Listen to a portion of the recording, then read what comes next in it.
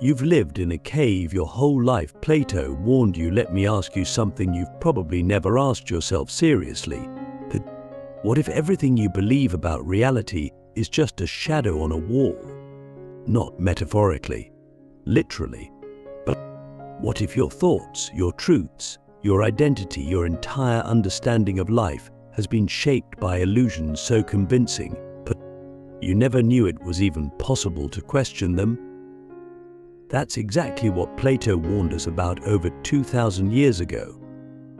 And the terrifying part is, we didn't listen. We've built our lives inside a cave, just like the prisoners in Plato's Allegory, and we've gotten so good at watching the shadows dance that we've forgotten there's a world beyond them. You've lived in a cave your whole life, and you didn't even know it. Plato's cave isn't just a cute story from Philosophy 101, it's a bomb. A philosophical device designed to shatter your assumptions about reality, perception, knowledge, and freedom. In the allegory, prisoners are chained in a dark cave. They've been there since birth. All they know of reality are the shadows cast on the wall in front of them. These shadows are created by objects passing in front of a fire behind them, manipulated by unseen puppeteers. To the prisoners, those shadows are reality. They laugh, cry, fear, and believe based on flickers of light. That's their truth. And here's the hook. One prisoner is freed. He stumbles out of the cave, blinded by the light, confused by the real world. But slowly, painfully, his eyes adjust. He sees the sun, reality, truth. And when he returns to the cave to free the others, they reject him. They mock him. They fear him, because they've grown comfortable with the shadows. They've mistaken illusion for truth. Click subscribe to this channel to get more profound insights. Now pause. Think. Where is your cave? What shadows have you mistaken for reality? The media? Social media? Cultural narratives you've swallowed without chewing? Beliefs passed down by family, school, religion accepted not because they made sense to you, but because everyone around you believed them too. Plato wasn't just talking about ancient Athens. He was talking about us. Right now, today, we are the prisoners. But here's the twist, we're also the puppeteers. We participate in our own illusion. We reinforce it. We defend it. Why? Because it's comfortable. It's predictable.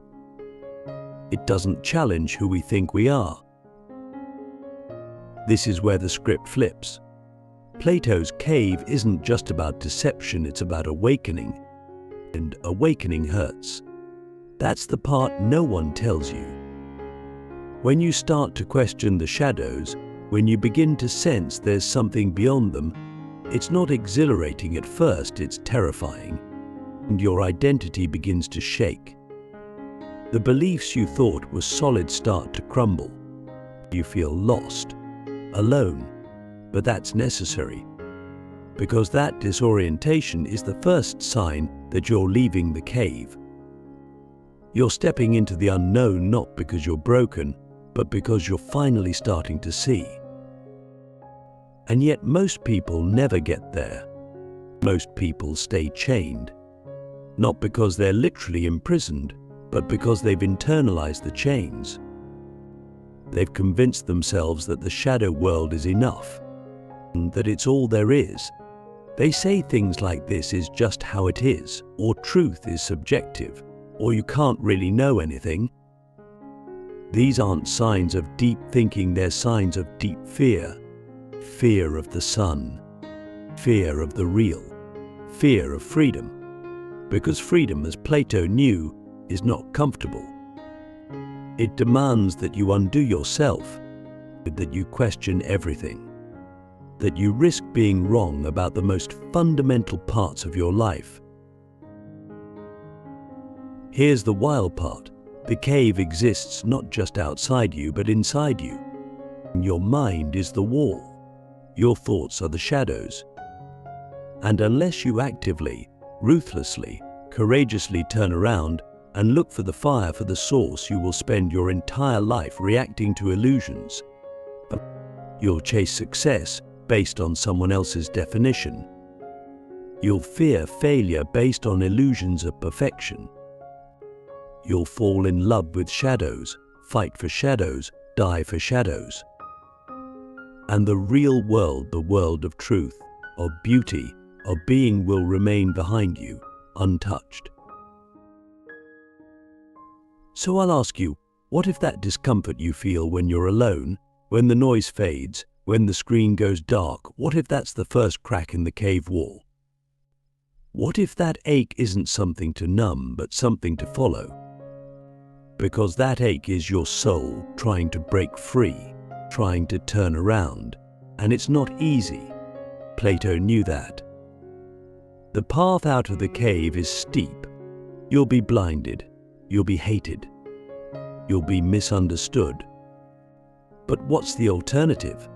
A life of shadows. A life of certainty built on lies. Plato's warning wasn't just a metaphor, it was a map, a roadmap to freedom. But it only works if you're willing to walk it. So now the question becomes, will you stay where it's safe and fake, or will you risk everything to see what's real? The light hurts, why truth feels like pain, and why that's a good thing. Stepping out of the cave isn't a triumphant march, it's a collapse. Plato doesn't describe the freed prisoner as walking into the light with confidence. No, he says the light blinds him. It overwhelms him, and his instincts scream to turn back, to retreat into the shadows where things were familiar, where he could still pretend to understand the world. And we've all felt that.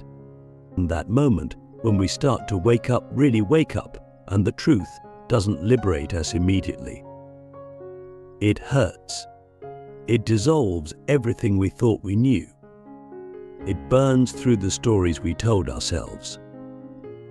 And for a split second, maybe longer, we want to go back to the comfort of illusion. That's the paradox of awakening. We say we want truth, but most of the time, we really want reassurance. We want to believe we're already on the right path, that our beliefs are valid, our identity is solid, our worldview is correct. But truth doesn't care about our comfort. It doesn't flatter us. It confronts us. It reveals the cracks in the foundation we've built our lives on. And in that moment when the light rushes in and exposes it all, we feel pain. Not because truth is cruel, but because we built our lives around lies that can't survive the light. Think of any moment in your life when you learned something that changed you. But I mean really changed you. It probably didn't feel like enlightenment, it felt like loss, like grief, like something inside you was dying. And it was. The false part of you. The part that needed your illusions to feel safe. Plato understood this deeply. That's why the cave is such a powerful metaphor, because it's not about information. It's about transformation, and transformation always involves suffering. Because the self that walks into the light is not the same self that comes out of the darkness. But here's the twist. That pain isn't a sign that something's wrong, but it's a sign that something real is happening, that your soul is stretching, that your mind is expanding, that your being is evolving. You're not breaking, you're shedding. And that's why the pain of truth is sacred. It's not punishment, it's purification. It's the fire that burns away everything that's not you, so that what's left is the core, authentic, unshakable, real. And yet, what do we do with that pain today? We anesthetize it, we drown it in dopamine, then we scroll past it. We distract ourselves with noise, with novelty, with numbing. We tell ourselves we're too busy, or too tired, or too overwhelmed to face the truth. But deep down, we know the real reason we avoid the light isn't because we're too busy. It's because we're afraid. Afraid that once we see clearly, we can't unsee. We're afraid that once we know, we'll have to change. And change demands effort. Change demands sacrifice. Change demands the death of who we were. But what if that death is exactly what you've been craving? What if the part of you that's restless, that feels stuck, that's aching for something more, that part of you is trying to pull you toward the light, even if it'll hurt at first? Plato believed that the soul remembers the truth.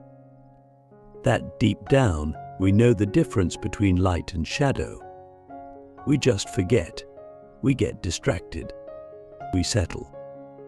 But that ache we feel when we're alone, when we're own, when we're honest, when we're not performing, that ache is the soul's memory calling us home, to reality, to truth. So what do you do when the light hurts? You stay, you breathe, you don't turn away. You let it burn, knowing that what it's burning away needed to go. And eventually, slowly, you start to see, not just with your eyes, but with your being. You begin to recognize things for what they are. You stop reaching for shadows. You stop needing illusions. And you start to live not as someone who blindly believes what they're told, but as someone who knows because they dared to look. So I'll ask you again, more seriously this time, what truth are you avoiding because you know it will hurt? And what might your life become if you had the courage to face it anyway? Escaping the cave isn't the end, it's the beginning of real responsibility. Most people think that once you escape the cave, once you see the truth, you're done. You've made it. Game over. You're enlightened. But Plato doesn't end the story there, and neither should we. Because the real journey starts not when you see the light, but when you decide what to do with it. And that's where most people fail. They think truth is a destination. It's not.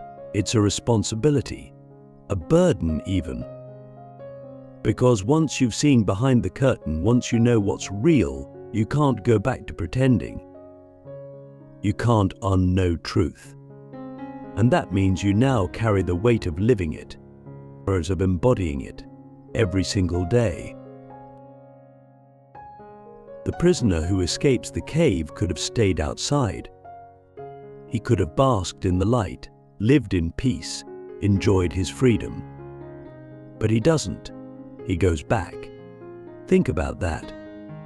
Why would anyone who's seen the real world voluntarily return to the darkness, to the chains, to the other prisoners who will mock him, hate him, maybe even kill him?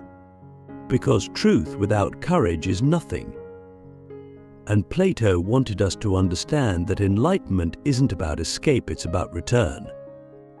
It's about coming back to the world, not with superiority, but with service, not to preach, but to provoke, not to tell people what to think, but to show them that thinking is even possible. And this is where it gets dark, because when you return to the cave, people will resist you. They won't thank you. They'll attack you. Not because they're evil or stupid, but because fear is powerful. You're not just challenging their beliefs. You're threatening their identity, their safety, their entire world. And the deeper tragedy, some of them want to stay in the cave. They've made peace with the shadows. They've built lives around illusion. And you showing them the light doesn't feel like salvation, it feels like violence, like betrayal, like madness. So what do you do then? Do you stay silent? Do you play along with the game, nod your head, pretend you still believe what you no longer can? That's the temptation, because the truth is lonely. It costs you your comfort, your belonging, your certainty. But if you turn your back on it, if you go back to the shadows and agree to forget, you betray the very thing that set you free. And that betrayal is worse than ignorance, because now it's not just unknowing, it's choosing to live in the dark. Plato's warning is sharp. Once you've seen the light, living in the cave becomes a form of cowardice. And the only alternative is the path of responsibility, of risking rejection, of speaking truth in a world built on lies, but also of becoming something greater than yourself. Because the one who returns to the cave doesn't do it for ego. He does it because he knows what's at stake. He knows that every person still chained in the dark has the potential to be free. And maybe, just maybe, he can spark that first question, the first doubt, that first crack in the wall that lets a sliver of light through. And this is where it connects with your life. Because if you've started to wake up, if you've begun to question the shadows, you don't get to be passive anymore.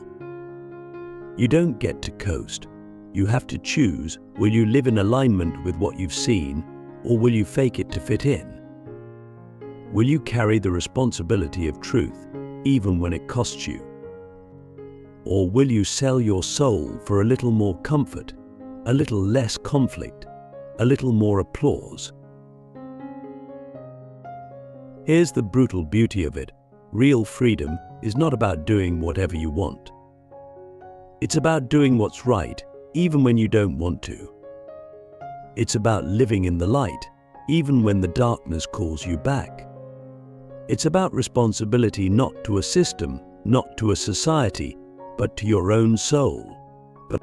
Because once you've seen clearly, every lie you tolerate becomes a wound, every compromise becomes a chain, and every time you pretend not to know, you begin to forget what it felt like to be free.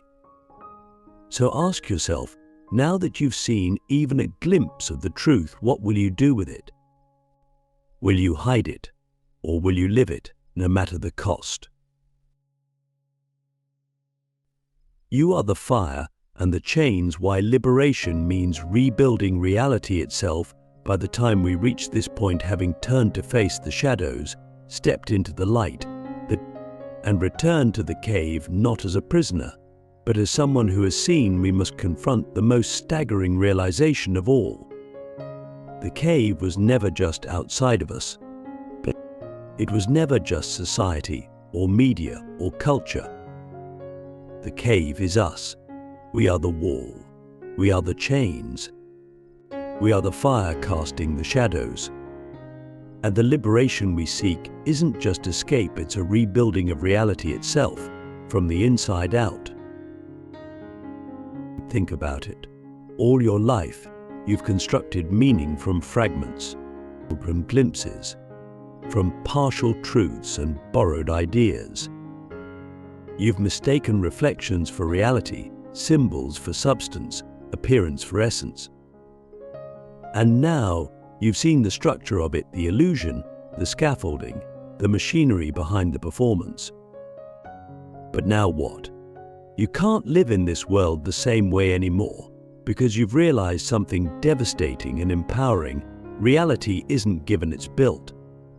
And if it's built, then it can be rebuilt, not just outside you, but within you. That is the deepest layer of Plato's Allegory. The idea that truth isn't just something you find, it's something you become. You were the one who accepted the shadows. You were the one who feared the light.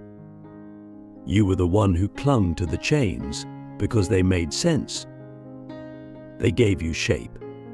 They gave you answers. But now you realize you were also the one who had the power to question it all. You were the one who could turn your head. You were the one who could walk toward the light. And that means liberation is not a gift, it's a task, a responsibility, a revolution of your entire being. This is where most people stop, because the idea of rebuilding your reality, of rethinking your values, your beliefs, your identity from the ground up is terrifying. It means admitting how much of your life was built on autopilot. It means watching parts of yourself die, the ego, the persona, the roles you played to be accepted. But here's the beautiful, brutal truth. You cannot be truly free until you are willing to let those false selves go. Until you let the fire inside you burn away everything that isn't you. And the rebuilding. It's not glamorous. It's not a montage of success and clarity. It's slow, lonely, messy. There are no instructions. You have to carve meaning with your own hands. You have to decide, what do I value now that I'm free? What do I believe now that I'm not just repeating what I was told? What kind of life am I willing to suffer for, to sacrifice for, to build, not because it's easy, but because it's true? That's what becoming free really means. Not just seeing the truth, but living it. Not just rejecting the cave, but refusing to build another one inside your mind. No dogma, no second-hand certainty, but just you, the light, and the terrifying freedom to choose. And maybe that's why so few people ever really escape, because freedom is heavier than chains. It demands more than obedience. It demands creation. So here's the final question, maybe the most important one you'll ever ask yourself. Now that you know you were living in a cave, what kind of world will you build outside of it? Will you recreate the same patterns, the same illusions, the same safe little prison with nicer decorations? Or will you dare to build something real? Something that's yours? Something that could never exist unless you had the courage to see through the shadows. You are no longer just a prisoner. You are the fire that can burn down the illusions. You are the hand that can shatter the chains. You are the mind that can rebuild the world not as it was given to you, but as it could be. And if you choose that path, if you choose to live in the light, to carry its weight, to bear its responsibility, then you are no longer just someone who escaped the cave. You are someone who was born from it. And the world you build from here, that's the real beginning.